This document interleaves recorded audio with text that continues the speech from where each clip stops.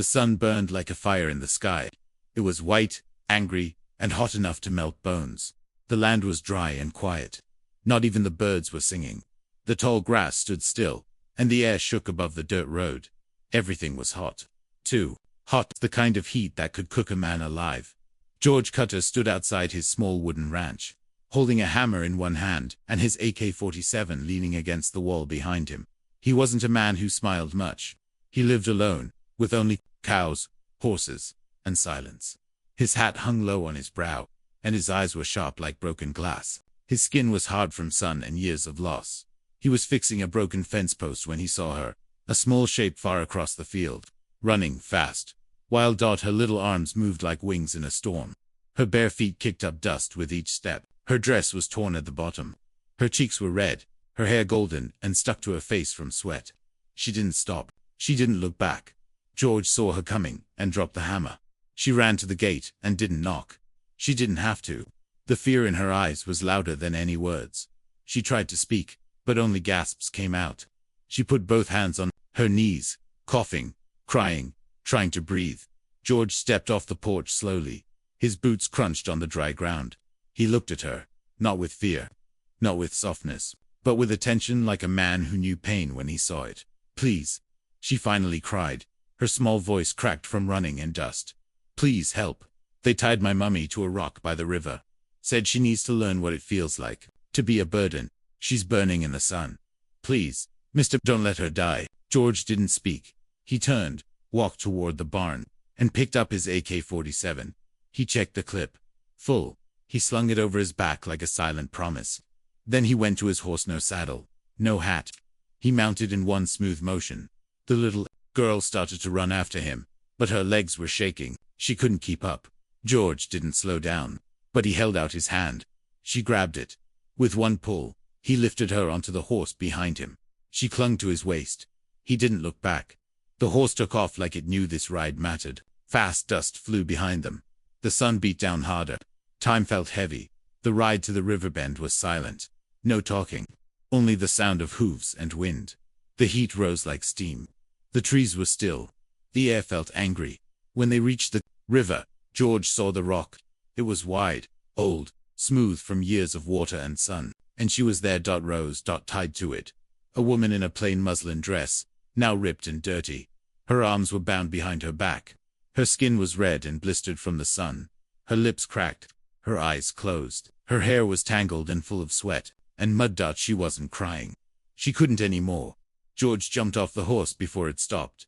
The little girl ran to her mother, dropped to her knees, sobbing, "Mommy, Mommy." He came. George walked over quietly. He knelt beside the rock. His fingers, rough from ranch work and years of quiet war, touched the rope. He didn't yank. He didn't speak. He just untied it slowly, one knot at a time. When her arms fell free, they dropped like dead weight. She didn't move. Her breath was shallow. George dipped his handkerchief in the river. He placed it on her forehead. She flinched at the cold. That small wince was the first sign she was still alive. Her eyes opened slowly. They looked at George, not afraid, not thankful, just tired. Just one question in her eyes. Why? George didn't answer. He lifted her in his arms, easy, like lifting a sleeping child. She felt small, light, like someone who had lost everything. The little girl followed close, holding onto his jeans, scared to let go. George didn't look around. He didn't check if someone was watching. He just walked, didn't care what the world thought. He had come for her, and he wasn't going to walk away. George didn't say a word. He carried the woman through the dry heat, her weight soft against his chest. She was half awake, her head resting near his shoulder. Her skin was burning hot, but her body was cold inside. The little girl held tight to George's leg, tears still drying on her dusty face. The sun was high, and the wind was dry. The trees didn't move. The world was quiet.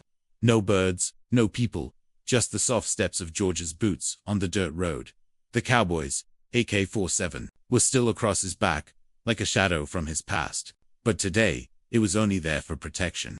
His hands were busy with something greater, saving a life. When they reached the ranch, George didn't go to the house. He turned toward the barn. The barn was old, made of weathered wood, but inside, it was cool and dark. Safe. He laid the woman gently on a pile of hay under the window.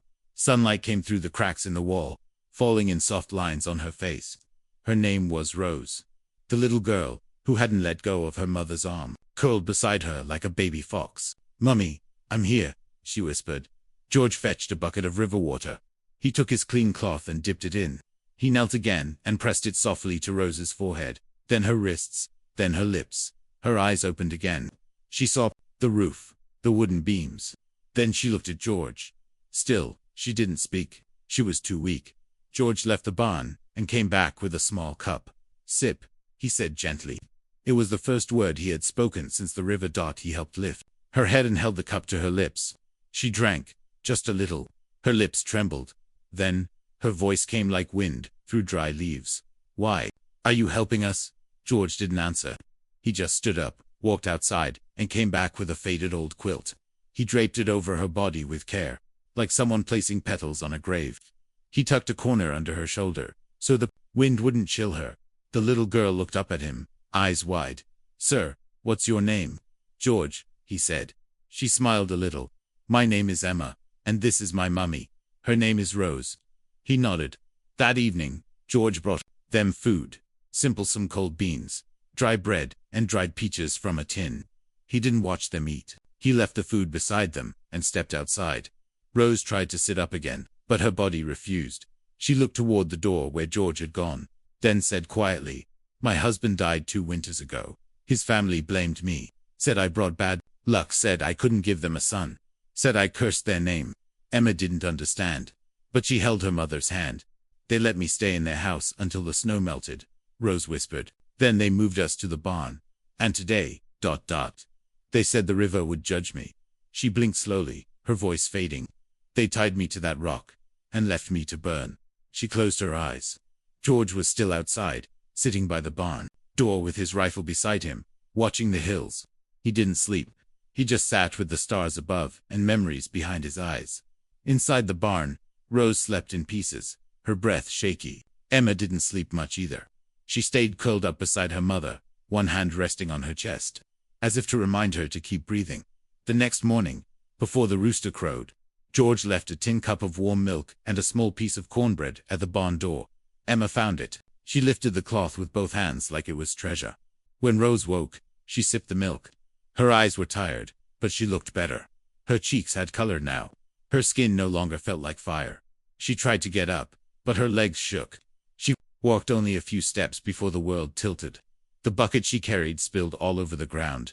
George was there in a second. He didn't speak. He didn't scold. He just took the bucket, filled it again, and carried it for her. That afternoon, Emma took a nap on the hay. Rose stepped outside for the first time since the river. The sun was still hot, but the wind had softened. She walked slowly to the porch and leaned on the post. She saw George working on the north fence. He moved steady. His muscles rolled under his shirt. He didn't look up. Rose called out, her voice small but strong. "I'm not weak." George paused, wiped sweat from his brow with his sleeve, and said calmly, "Didn't say you were." Rose swallowed. "They told me I was cursed. That I was the reason everything went wrong." George leaned on the fence post. "You believe that?" "Sometimes," she whispered. He looked toward the sun, then said, "People can rot good things with their words. Doesn't mean they're right." Rose felt something break loose in her chest. Not pain, not fear, but something else, something close to hope. That night, she cooked a small meal. Just beans and onions over the fire in the barn's corner. It wasn't much, but it was the first time she had done something for someone else in months. George came in quietly after dark. He sat across from her and Emma. No one said much, but something had changed. There was peace in the silence. The sun came up slow, soft like honey across the ranch. The air was cooler that morning. A kind wind moved the dry grass, and the sky was wide and calm. The rooster crowed once, then again. George was already awake. He had not slept in the house. For days, he stayed in the barn's tack room, with his bedroll, just close enough to watch over them, Rose and Emma. He didn't speak much. He just made sure the milk was warm each morning, the cornbread soft, the water fresh. That day, Rose tried to walk again. Her legs were steadier, her steps slow, but stronger. She no longer looked like a ghost. Her hair had been brushed. Her eyes had a little spark in them. Emma skipped beside her, holding a rag doll George had found in the old trunk behind the saddle racks. Rose didn't ask where he got it. But when Emma hugged it and smiled, she whispered softly, "Thank you." George only nodded. By midday, Rose stepped out to the ranch yard. The sun was high, but not cruel. She stood on the porch and watched George working again on the fence. He moved like someone who trusted the land. Not in a hurry, not angry, just steady. She stepped closer. He didn't look up, but he knew she was there. "They say I'm cursed," Rose said quietly, "that I caused all the sorrow. The bad crops, the death of my husband, everything." George stopped hammering. He turned slowly, leaned on the fence post, and looked at her. "You believe that?" he asked in a calm voice. She crossed her arms, more to hold herself steady than out of pride. "Sometimes I do. When you hear the same lie long enough, it feels like truth." George looked up at the sky. The clouds were soft, barely there. "I've seen men carry guns for truth, and others carry lies like gold. Doesn't make either one righteous, makes them heavy." Rose blinked. She wasn't used to words like that. Gentle, strong, true. She nodded once, then turned away. But something inside her began to shift. That evening, she cooked again. This time, she added wild onions and dried meat. She used a little spice she found in the old cupboard. She laid out the food on a rough cloth in the barn. When George came in, he smelled like sweat and pine. He sat without being asked. Emma crawled between them and ate happily, talking about clouds and butterflies and the shape of the moon. Then she looked at George and said, "Do you have a wife?" George shook his head. "Why not?" He looked at Rose, then back at the fire. "Some of us just ... forget how." Emma frowned. "But you remember how to help. That's what mummies say good men do." George smiled then, just a little. The first smile Rose had seen. They ate in quiet after that. But it was a warm quiet. After dinner, Rose stepped outside to wash the plates in a small bucket of well water. Her hands moved slow, careful.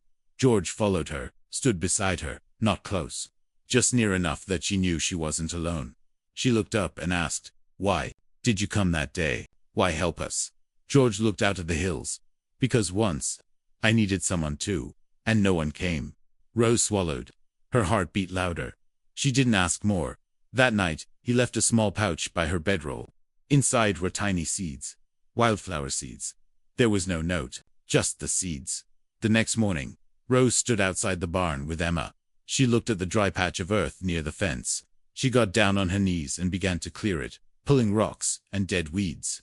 Emma helped, laughing, getting dirt on her face. George watched from the field. She didn't need permission. She had chosen to plant something. That day passed slow, like honey on warm bread. George worked the fence.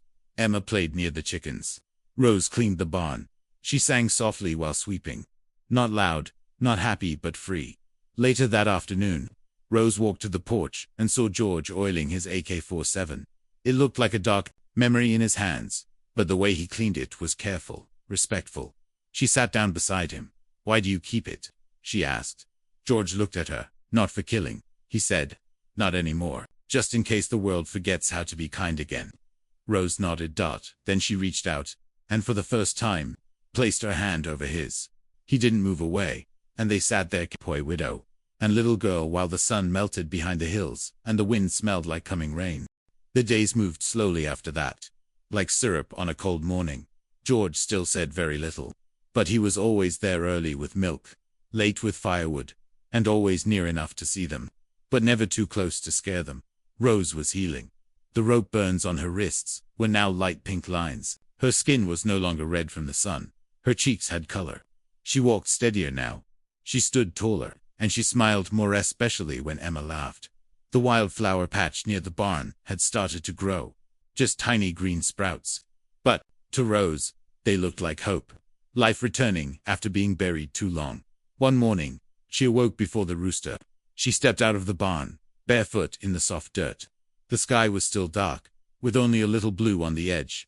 She saw George already outside, watching the hills, his AK-47 resting beside him. He looked up and nodded. "Can't sleep?" he asked. Rose shook her head. "Bad dreams," she said softly. George looked at her, eyes kind but firm. "They fade, slowly, but they fade." Rose stepped closer. "Why do you help us still?" George looked down at the rifle, then at the wildflowers. "Because I know what it feels like to be left behind. And I know what it means to be pulled out when no one else will." She looked at the flowers too. "We're still scared," she said. George nodded. "It's all right to be scared. Just don't let it stop you from living." Later that morning, Rose entered the house for the first time. She walked slowly through the door, unsure. But inside, it was warm and quiet.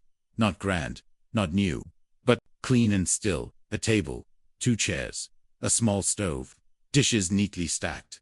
George had made space for them, without ever asking. That night, she cooked in the kitchen. Simple stew, fresh bread. George ate quietly, like always, but his eyes were softer now. Emma giggled at the table, humming a tune she made up herself. As they finished, George stood up and said, "You belong here." Rose looked up. "This house," he shook his head. "This life, this peace." She didn't know what to say. So, she didn't. She just smiled, slow and full. That same night, the quiet didn't last. Footsteps, 4 of them. Loud, heavy dot outside. 4 men stood at the edge of the ranch. Rose saw them first through the window, and froze. Her breath caught in her chest, her hands shook. George stepped out with no fear, his AK-47 already in his hands. He didn't point it. He didn't need to. The men stood tall but didn't come closer. The one in front spoke. "She doesn't belong here. She's our shame to deal with." George's eyes were calm, cold. "Not anymore. She's cursed," the man said. "She's ruined everything she touched." George raised the AK-47, slowly, not aiming, just lifting. "You done?" The wind blew across the dry grass. Silence fell. The men shifted. They saw the fire in his eyes, not just from the weapon, from the truth, from everything George had lost before, and everything he had found again. "She's not going back," George said. "That life's over." The leader spit in the dirt and turned. "She cursed you too, cowboy." George didn't answer. He just watched them leave. Then he turned, walked back to the porch, and sat down without a word. Inside, Rose fell to her knees. Emma held her, scared. "Mummy, are they gone?" "Yes, baby," Rose whispered. "They're gone." George stepped inside and looked at them both. Then he placed the rifle down beside the wall carefully, like it was part of a past that no longer ruled him. "You don't have to run anymore," he said. Emma ran to him and hugged his leg. "You're like a cowboy angel," she giggled. George chuckled softly. Never heard that one before. That night, they didn't sleep in the barn. They slept in the house. Together. Rose by the window, Emma curled beside her, and George on the old couch. His boots off, his hat resting on the table. The wind moved outside, gentle and free. By morning, Rose stood by the flower patch. The sprouts had grown a little more. She knelt, touched the soil, then looked back at the house. George was at the door, coffee in hand, watching her. She smiled. He smiled back. For the first time, no one had to speak.